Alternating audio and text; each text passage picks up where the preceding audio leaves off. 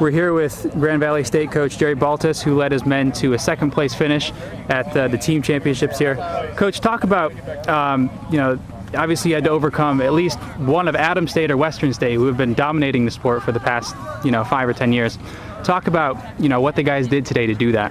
Well, part of me feels like I sold our team short last night in our team meeting. I basically said we're running for third place. I felt Western and Adams were that good that I didn't know if we could run with them.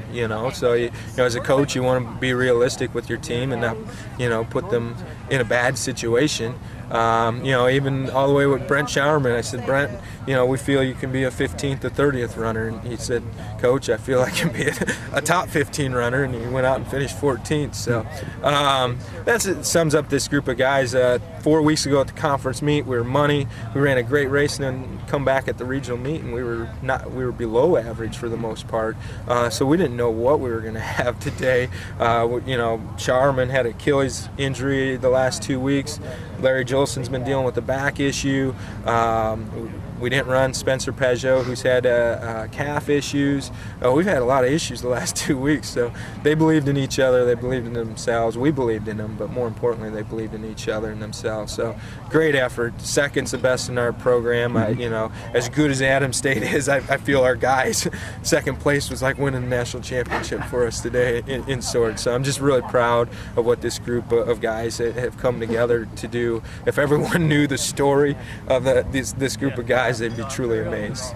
Yeah, well, you talk about the adversity of regionals and some of the injuries. You narrowly edged out Southern Indiana, which is a good team in their own right.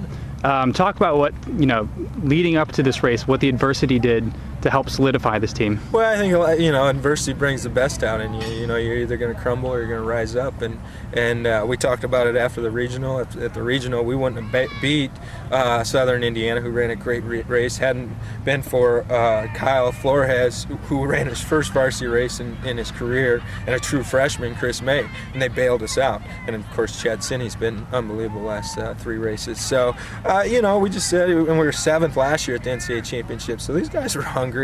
And our ladies went through it last year.